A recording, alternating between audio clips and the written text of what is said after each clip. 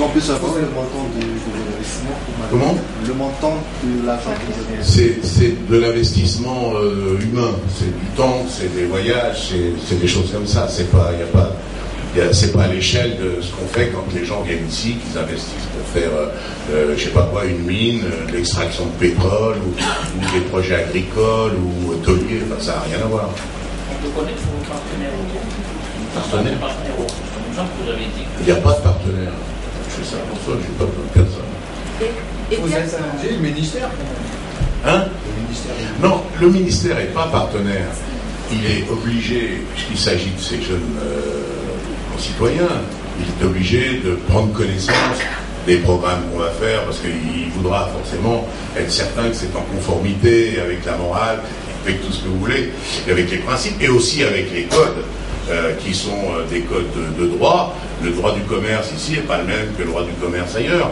Bon, on ne peut pas prétendre faire une école de commerce sans s'appuyer sur les acquis locaux.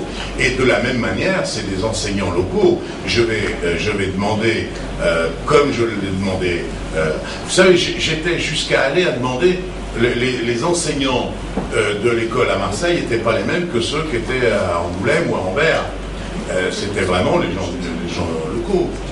Donc là, c'est pareil, je vais demander à des chefs d'entreprise, à des agences de pub, je vais leur demander, on leur soumettra les programmes qu'on connaît pour qu'ils les mettent à leur sauce. Il y a un cours communication.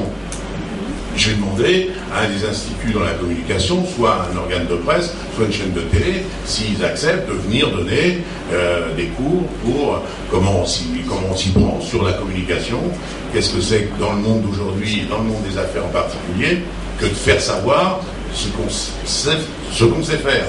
Hein, il y a le faire savoir et le savoir-faire. Donc on vous sollicitera, parce que c'est comme ça.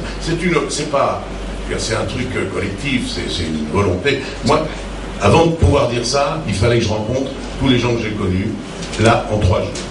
Je n'ai pas connu un seul, ni acteur économique, ni acteur politique, ni acteur médiatique. Je n'ai pas connu un qui trouvait ça inintéressant. Donc, à partir de ce moment-là, je dis, on a la base pour effectivement réussir un truc assez sympathique.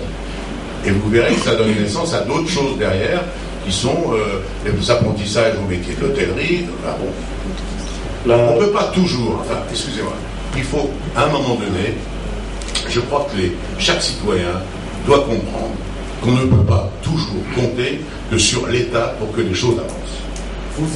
L'État a sa part de responsabilité, elle a ses devoirs, elle a ses droits, mais la société aussi.